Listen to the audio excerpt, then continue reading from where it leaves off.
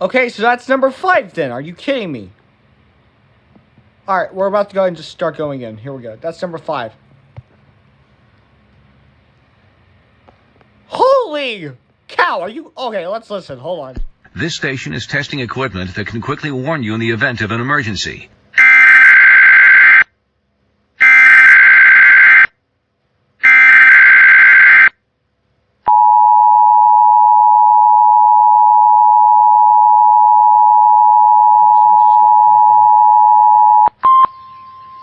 This is the National Weather Service office in Fort Worth. The preceding signal was a test of the public warning system for weather radio station West North G636. During potentially dangerous weather situations, specially built receivers can be automatically activated by the signal to warn of the impending hazard.